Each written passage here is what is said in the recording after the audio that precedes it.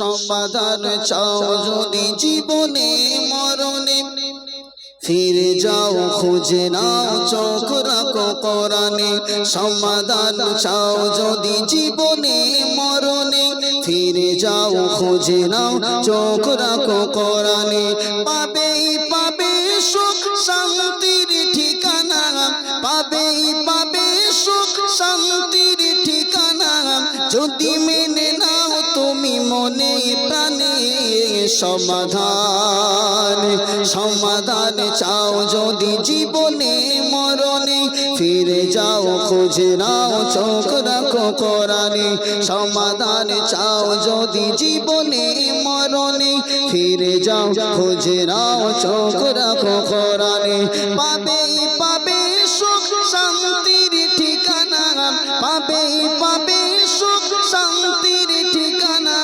যদি মেনে নাও তুমি মনে প্রাণে সমাধান এজ চির চির কল্যাণ চির অম্লান এজ চির বাণী খোদার কোরআন বাগ এজ চির অম্লান চির মুক্তির ডাক এজ মহাবাণী খোদার কোলাম বাগ এই দুনিয়ায় আর সেই দুনিয়ায় এই দুনিয়ায় আর সেই দুনিয়ায় শান্তি পাবে তুমি দো জাহানে সমাধান জোরে হবে না সুবহান আরো জোরে হয় না সুবহান নারায়ে তাকবীর সমাধান চাও যদি জীবনে মরণে ফিরে যাও খুঁজে নাও চোখ রাখো কোরআনে সমাধান চাও যদি জীবনে মরণে ফিরে যাও খুঁজে নাও চোখ রাখো কোরআনে পাবেই পাবে সুখ শান্তির ঠিকানা পাবেই পাবে সুখ শান্তির ঠিকানা যদি মেনে নাও তুমি মনে প্রাণে সমাধান সমাধান চাও যদি জীবনে মরণে ফিরে যাও খুঁজে নাও চোখ রাখো কোরআনে এ বাণী সকলের নয় শুধু মুমিনের চলবে মেনে যে ফল পাবে হাসরে এ বাণী সকলের নয় শুধু মুমিনের যারাই চলবে মেনে ফল পাবে কোরআনে ঘরে বলো কি রাষ্ট্রে বলো ঘরে বলো কি রাষ্ট্রে বলো অশান্তি দূর করে শান্তি আনে সমাধান এটা জোরে বলবেন না সুবহান কোরআনের ভিতরেই হচ্ছে পৃথিবীর সমস্ত সমস্যার সমাধান একবার জোরে বলুন সুবহান তাই কবি বলছেন সমাধান চাও যদি জীবনে মরণে ফিরে যাও খুঁজে নাও চোখ রাখো কোরআনে সমাধান চাও যদি জীবনে মরণে ফিরে যাও খুঁজে নাও চোখ রাখো কোরআনে পাবেই পাবে সুখ শান্তির ঠিকানা পাবেই পাবে সুখ শান্তির ঠিকানা যদি মেনে নাও তুমি মনে প্রাণে সমাধান সমাধান চাও যদি জীবনে মরণে ফিরে যাও খুঁজে নাও চোখ রাখো কোরআনে নারায়ে তাকবীর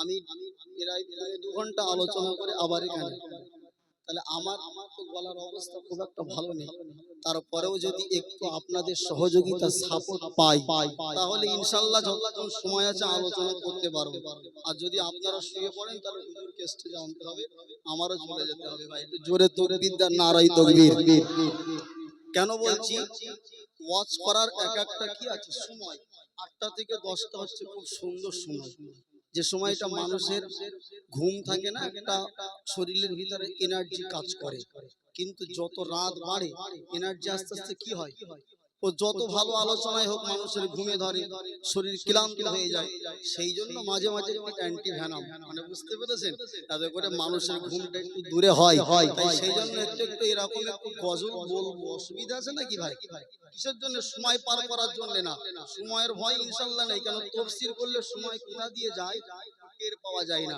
কিন্তু মানুষের কি হয় একটু একঘেয়েমি ভাব আসে শরীরের এনার্জি একটু নষ্ট হয় তাই একটু সুন্দর করে রাসূলুল্লাহ শান বলেন, কোরআনের শান বলেন, একটু গাইলে মানুষের ভিতরে আবার একটা নতুন করে আবেগ সৃষ্টি হয়, ঠিক না বেঠিক? জোরে বলেন। তো ভাই আমার, আলোচনা করছিলাম জবানের ব্যাপারে। আমার আল্লাহ পাক রব্বুল আলামিন বলেছেন, বান্দা অবশ্যই জবানকে তোমরা হিফাজত করো।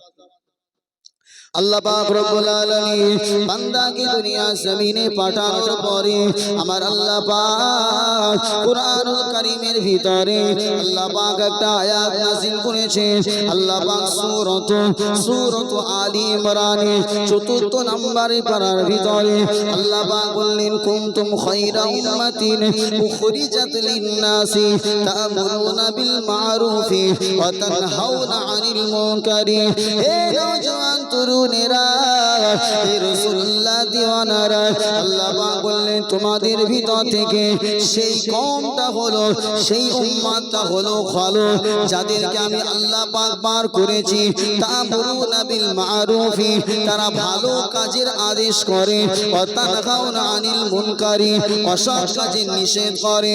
আমার আল্লাহ পাক বললেন যারা জবান দিয়ে ভালো কাজের আদেশ করে আর অসৎ কাজের নিষেধ করে, আল্লাহ পাক তাদেরকে দুনিয়ার ভিতরে সর্বোৎকৃষ্ট বান্দা বলে ঘোষণা করেছেন। হে নওজওয়ান তরুণেরা, হে রাসূলুল্লাহ দিওয়ানারা, এই জবানের হিফাজত করাটা কতটা গুরুত্ব, কতটা দায়িত্ব আমি আপনি সেটা হয়তো জানি না। আল্লাহর নবীর একটা হাদিস আপনাকে শোনাই। আল্লাহর নবী হাদিসের ভিতরে বলেছেন যে বান্দা জবান থেকে অনেক সময় নিজের অজান্তেই এমন কিছু কথা বার হয়ে যায়, যে কথাটার ভার, যে কথাটার ওয়েট, যে কথাটার কতটা সম্মান ওই বান্দাটার হয়তো বুঝে আসে না। কিন্তু ময়দানে মাশারে কিয়ামতের দিবসে আমার আল্লাহ ওই কথার দ্বারাই, ওই কথার ওসিলা করে বান্দাকে দয়ার জান্নাত নসিব করে দিবেন। জোরে বলুন সুবহানাল্লাহ। হে ভাইজানেরা, হে নওজওয়ানেরা, তরুণেরা, আমি আপনি যে জবান থেকে কথাটা বলি, এই কথাটার ব্যাপারে হয়তো আমার জানা নাই, কি কথা বলে ফেললাম, আল্লাহ কি কথা মুখ থেকে বার করে নিলেন আমি বুঝতে পারলাম না। কিন্তু নবী বলেছেন ওই কথাটার ওসিলা করি হয়তো আমার আল্লাহ তাকে দয়ার জান্নাত নসিব করে দেবে। আল্লাহর নবী বললেন পক্ষান্তরে দুনিয়ার জমিনে এমন কিছু কথা বান্দার জবান থেকে বার হয়ে যায়, বান্দা সেটার হিসাব বুঝতে পারে না, তার ভার ওয়েটটা বুঝতে পারে না। কিন্তু আমার আল্লাহ ময়দানে মাশারে কিয়ামতের দিবসে ওই কথাটা বলার কারণে হয়তো বান্দাকে জাহান্নামের আগুনে নিক্ষেপ করবে। হে নওজওয়ান তরুণেরা, আল্লাহ রাসূলের সাহাবী হযরতে মুআয ইবনে জাবাল রাদিয়াল্লাহু তাআলা আনহু হুজুর আমার বর্ণনা করলেন, এক তারিখে আমি রাসূলুল্লাহর সঙ্গে একটা সফরে রওনা করেছিলাম। আমি রাসূলুল্লাহর সঙ্গে একটা সফরে যাচ্ছিলাম। যাওয়ার সময় আমি রাসূলুল্লাহকে বলেছিলাম, ইয়া রাসূলুল্লাহ, ইয়া হাবিবাল্লাহ, হুজুর আপনি আমাকে এমন একটা আমল বলে দেন যে আমলটা করে আমি আল্লাহ দয়া জান্নাত পেয়ে যেতে পারি। ইয়া রাসূলুল্লাহ, ইয়া হাবিবাল্লাহ, হুজুর এমন একটা আয়াত বলে দেন, এমন একটা আমল শিখিয়ে দেন যে আমলটা করে আমি আল্লাহ দয়া জান্নাতে যেতে পারি আর জাহান্নাম থেকে নিজেকে বাঁচিয়ে নিতে পারি।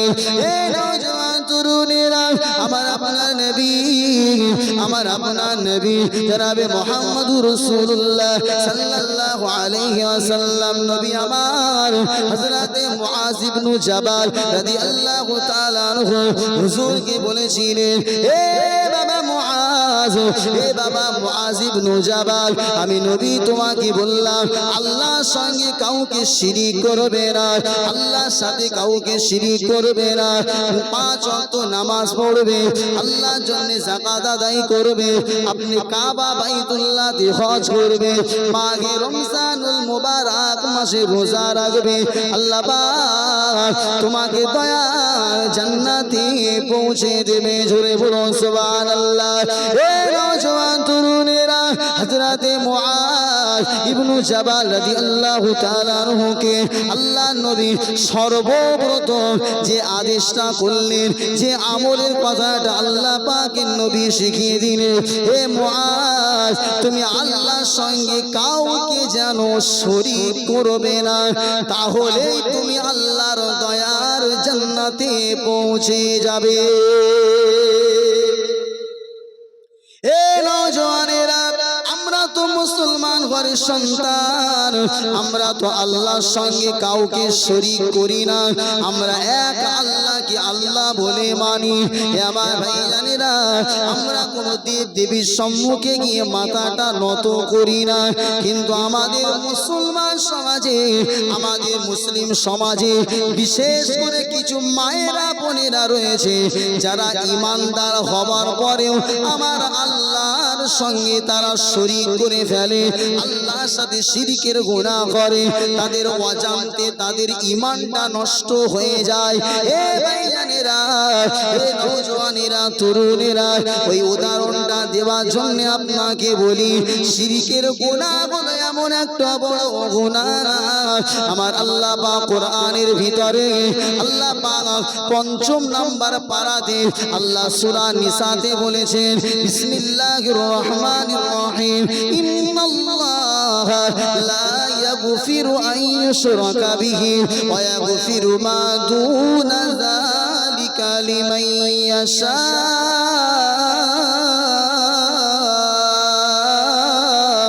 আল্লাহু আকবার, আরো জোরে বলেন আল্লাহু আকবার। আমার আল্লাহ বললেন, ইন্নাল্লাহা, অবশ্যই আল্লাহ, লা ইয়াগফিরু, ক্ষমা করেন না, মাফ করেন না, আন ইউশরাকা বিহি, যারা আল্লাহর সাথে শিরক করে আল্লাহ পাক তাদের গুনাহটা মাফ করে না, ওয়া ইয়াগফিরু মা দুনা যালিকা লিমান ইয়াশা। শিরক ব্যতীত দুনিয়া জমিনে যত গুনাহ আছে, জিনা, ব্যভিচারী বলেন, চুরি বলেন, রাহাজানি বলেন, মার্ডার বলেন, যত বড় বড় বড় বড় গুনাহ আছে, আমার আল্লাহ চাইলে ওয়া গফিরু, আল্লাহ ক্ষমা করে দেন, দুনা যালিকা লিমান ইয়াশা, আল্লাহ যাকে চাই, জোরে বলেন সুবহান। কিন্তু আমার আল্লাহ জানিয়ে দিয়েছে, বান্দা মনে রাখো, ইন্নাল্লাহা, অবশ্যই অবশ্যই, লা ইয়াগফিরু, আমি আল্লাহ মাফ করি না, ক্ষমা করি না, আন ইউশরাকা বিহি, যারা আমি আল্লাহ আমার সঙ্গে অন্য কাউকে শরীক করে।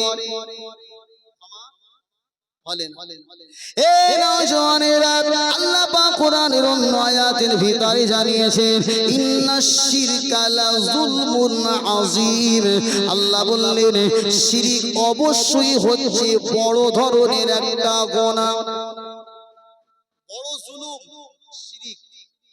এই শিরকটা আমরা কি আর দুর্গা ঠাকুরের সামনে মাথা নত করি, কালী ঠাকুরের সামনে মাথা নত করে শিরক করি? শয়তান কি করে, মানুষকে পথভ্রষ্ট, ঈমান নষ্ট করবার জন্য, বিশেষ করে যখন মানুষ বিপদে পড়ে, মুসিবতে পড়ে, সেই সময় মানুষের দ্বারাই শয়তান কিছু খারাপিয়াত করিয়ে নেয়। খারাপিয়াতের ভিতরে মানুষের বাচ্চা কাচ্চা না হওয়া, এটা একটা বিশাল ঈমানি পরীক্ষা। ঠিক জোরে বলে, দুনিয়ার জমিনে সব আছে, সব আল্লাহ দিয়েছে, কিন্তু যদি কারোর বাচ্চা সন্তান না থাকে, এটা তো আল্লাহর ইচ্ছা, ঠিক আছে? কার ইচ্ছা এটা? সন্তান হওয়া না হওয়া, ছেলে হওয়া মেয়ে হওয়া, এটা কার ইচ্ছায় হয়? আমার মায়েরা, কথা না বলে কোরআনের কথাগুলো একটু মন দিয়ে শোনেন, এই আলোচনা আজকে আপনাদের জন্যই হচ্ছে। এত বাজার চলছে, বোঝা যাচ্ছে না একটা ঈদগার ময়দানে জলসা না হাটে আছে। আমার মায়েরা, আপনারা সম্মানিত, আমার মা, আপনারা মায়ের জাত, আমি আপনাদের সন্তান, আপনাদের অনুরোধ করছি, কথা না বলে একটু মন দিয়ে শোনেন ভাই আমার। তাহলে সন্তান না হওয়াটা, এটা একটা মানুষের জন্য খুব বড় পরীক্ষা। এই সন্তান ছেলে হওয়া মেয়ে হওয়া, হিসাব কার হাতে? জোরে বলুন। কোন পীর সাহেবের হাতে, কোন মাওলানার হাতে, কোন আলেমের হাতে? কার হাতে? আল্লাহর হাতে।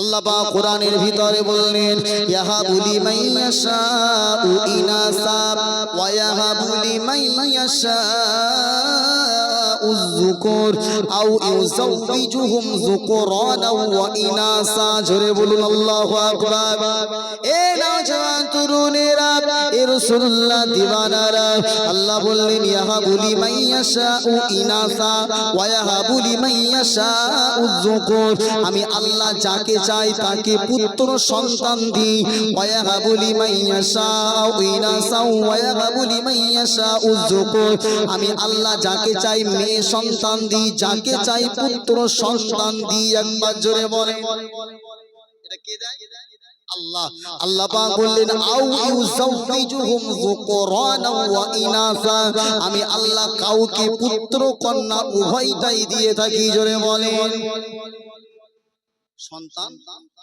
এটা হচ্ছে আল্লাহর পক্ষ থেকে কি একটা বড় নিয়ামত বিশাল বড় নিয়ামত হযরত ইব্রাহিম নবীর নাম শুনেছেন 82 বছর বয়স ওনার কি হয়েছিল সন্তান হয়েছিল 82 বছর বয়স আল্লাহর কাছে শুধু দোয়া করতেন রব্বি হাবলি মিনাস সালিহিন রব্বি লা তাজারনি ফারদান ওয়া আনতা খায়রুল ওয়ারিসিন এসব কোরআনের দোয়া আল্লাহর কাছে দোয়া চাইতেন চাইতে চাইতে চাইতে চাইতে আল্লাহ পাক নবী ইব্রাহিমের ফরমাইশটা কবুল করেছিলেন 82 বছর বয়সে যখন বাচ্চা হওয়ার আর কোনো সম্ভব বলেন নেই তার মানে এটা নয় যে মানুষের বয়স হলে আর বাচ্চা হয় না এটা দুনিয়ার ডাক্তারদের কথা সিস্টেমের কথা আমি একটা প্রমাণ আপনাকে দিই আমার একটা বন্ধু তেতুলিয়া মাদ্রাসার আমার 1 বছরের সিনিয়র রাজারহাট বিয়াড়া মাদ্রাসার হিফজখানার উস্তাদ বিবাহের বয়স 7-8 বছর ভাই আমার ডাক্তার বলেছে কোনো সম্ভব নেই আপনার যা কন্ডিশন বাচ্চা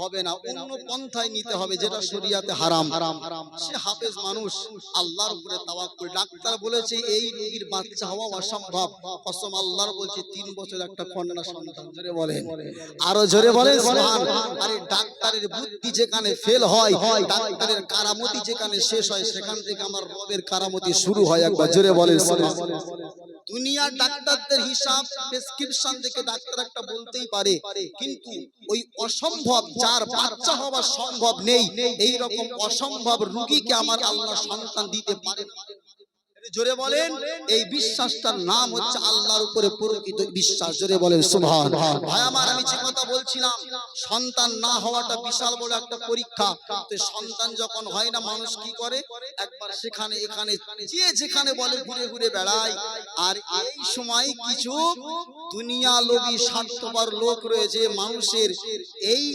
মানে সুযোগটা কাজে লাগিয়ে তারা পয়সা কামিয়ে নেয় হাতিয়ে নেয় তাদের মধ্যে কিছু মৃত্যু পূজা আছে ঝাড়ফুঁক করে যারা চিটিং বাজ ধোঁকাবাজ ভাই আমার আল্লাহর কসম বলছে আমার আলোচনা শুনুন আপনার মস্তিষ্কের দরওয়াজাটা খুলে যাবে মনে রাখতে হবে এই সময় কি করে অনেক মানুষ গুনাহ করে ফেলে বলে তোমার বাচ্চা হচ্ছে না কত বছর 12 বছর হবে চলে যাও হালুয়া পীর সাহেব গোরাচাঁদের মাজারে যাও ওখানে গিয়ে 41 দিন থাকো আল্লাহ চাইলে তোমার সন্তান হবে আচ্ছা আল্লাহ চাইলে যে আল্লাহ গোরাচাঁদ পীরের মাজারে গেলে বাচ্চা দিতে পারে সে আল্লাহ বাড়িতে বসে দিতে পারে না জোরে বলুন পারে তাহলে নিছক একটা মহিলাকে স্বামী ছাড়া করে দিয়ে 40 দিন বাড়ির বাইরে করে দেওয়া এটা কি ভালো কাজ আচ্ছা বলেন যে সমস্ত মহিলারা ওখানে যায় ওরা কি আল্লাহর কাছে দোয়া চাইতে পারে ওরা মনে করে হাড়োয়া এসেছি মানে বাচ্চা নিয়ে বাড়িতে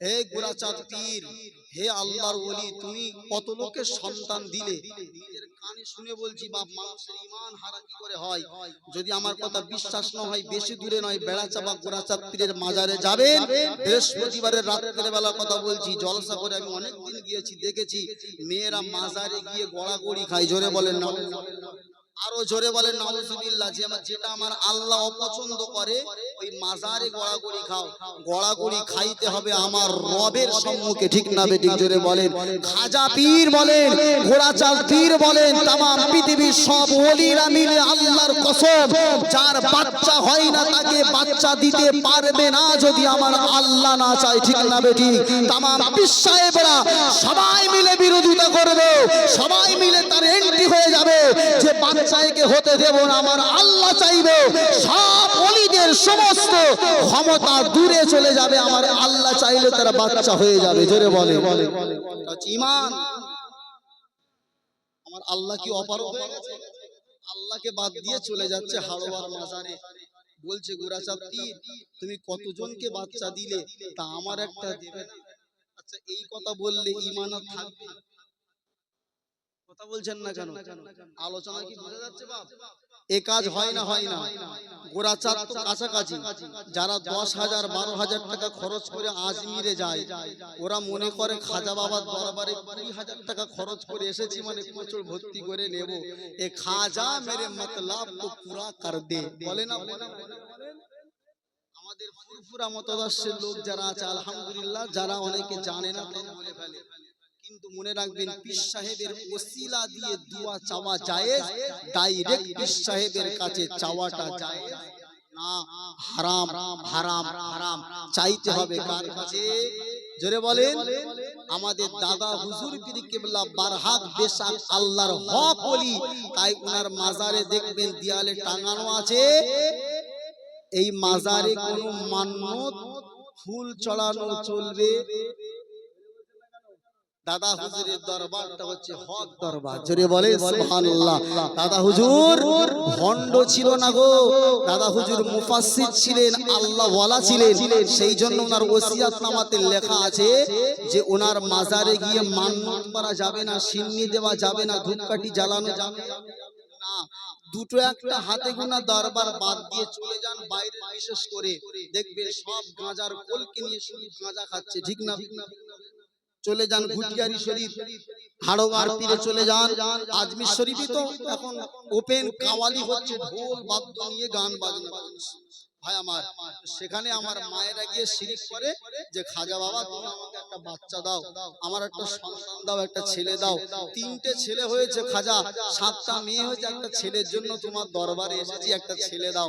আচ্ছা বলেন ছেলে দেওয়ার মালিক খাজা না আল্লাহ? তাহলে এটা শিরিক হলো না, হলো না?